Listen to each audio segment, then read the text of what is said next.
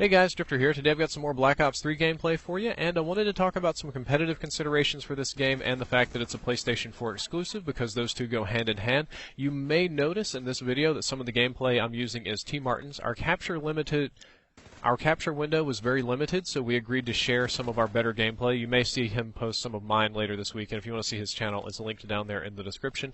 But as for competitive, there are definitely some good things and some bad things that I wanted to talk about. Do keep in mind that I am not a pro gamer.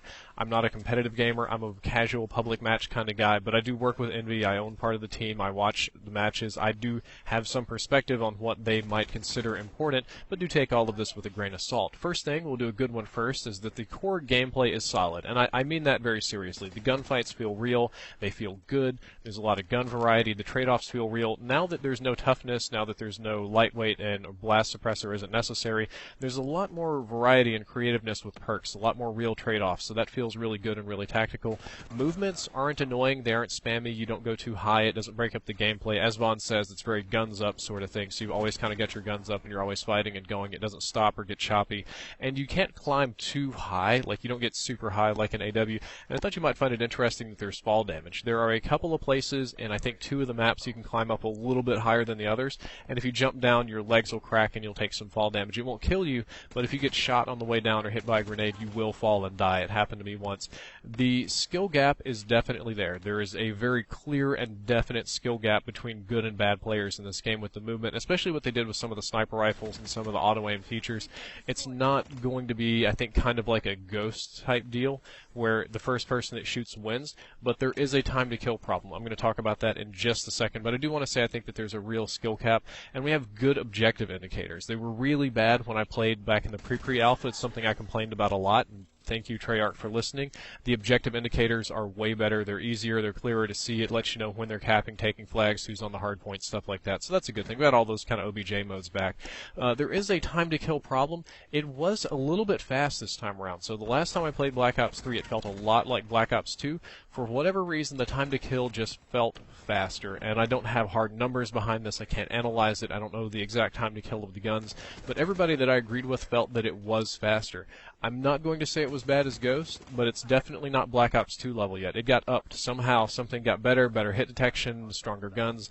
Something happened and the time to kill got a little bit fast. That worries me for competitive because, as I mentioned, one of the problems with Ghost is it was just pre-aimed guns around corners, and whenever you get hit first, you're dead. You have no time to react. There was a little bit of that. It's not as easy to turn on people in this game as it is in Black Ops 2, so I wouldn't expect to see a whole lot of that happening. You're going to have to position a lot better. Another bad thing is that some of the specialists are a tad strong. Looking at it, like the first time I played it, I thought the specialists would mostly be okay for competitive. Maybe a few of them were a little bit strong, but they added some new ones, they added some new weapons, some new abilities, and some of those I'm not huge fans of. I'm pretty sure, and I know this is very early, some of them are going to be banned. I wish that wasn't the case, because the less things you ban in competitive and the more it resembles the base game, the better it is, like Counter-Strike or League of Legends or something like that. The closer it is for the casual player to get into the competitive, the better for the whole scene. But some of these things are a little strong. Some are a little ridiculous, so some of them are going to have to be banned. A minor complaint, there's also a few animation mismatches. This is another type of thing we had with Ghost. They're really loose on hitting Y and B and changing guns and sprint canceling and reloading and YYing and all that sort of stuff. All that sort of old stuff from past Call of Duty games that you guys love to do with the guns, like hit YY really fast and cancel the reload and stuff, that's back. It's very easy to swap guns, especially with fast hands, and do all of your movements and animations on the wall. The downside is you're doing it so fast that sometimes the animations can't keep up and it looks weird. This is more just from a spectating perspective. Like if an audience watched it, they might not understand why people are juggling guns and why their hands are moving so fast. It feels good. I mean, I'm an experienced COD player. I know what I'm doing. It feels great, and I'm happy that I'm allowed to do these things, but the animations they get a little choppy when I go too hard on it. Moving on, it is definitely PlayStation 4 exclusive. That was a big deal. I see the hashtag Xbox or Riot all over the place, and so far, there's been no announcement from MLG. Now, I'm recording this in my hotel room because I had to go to Asia, so by the time you watch it, it might be a day or two old.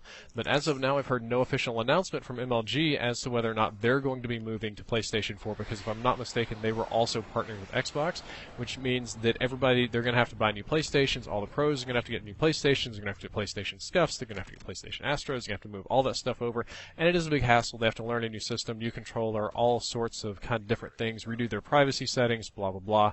But we don't know yet. So that is a hassle. It's kind of a bad thing in that way.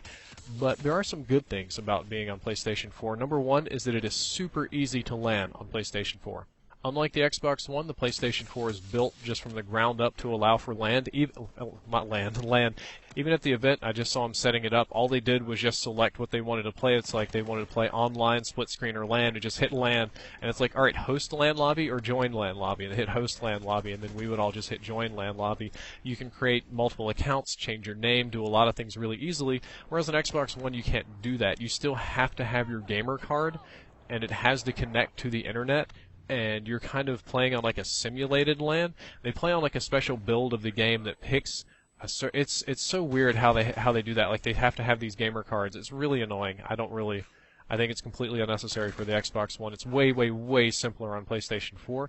You'll have true 1080p this time around, no 900p, so it'll make it clearer, easier to watch, easier to spectate. Might make it better for some people to aim as well. And there's one more bad thing, and I kind of agree with this one. It does kind of go against an established audience. It's been Xbox for a really long time. Some people have Xboxes just for COD. I don't think that's the majority of people, though. I think that's one of the reasons the deal changed, is that most people didn't buy Xboxes just for Call of Duty, but of course some of them did. So you go against your established audience. Some of the hardcore fans might have to change. Some of the competitive fans might have to change. And the idea here is that destructive or creative? Of course you are destroying part of the community. Some of the people will refuse to change. Some of the people don't have the money. They're not going to like it. But on the flip side, you're also tapping a completely untapped community. Like PlayStation 4 guys, the Sony competitive people have been wanting to get in for a long time. It's a huge market that hasn't got any love. So it's this kind of toss-up. Are we going to bring in a whole buttload of new people? And is this going to be really good? Or are we going to push away more people than we bring in, and you're just going to have to kind of figure that one out? But I thought you would find this video interesting, educational, hopefully useful, and if you did learn something useful, don't forget to like, favorite, and subscribe. Drifter out.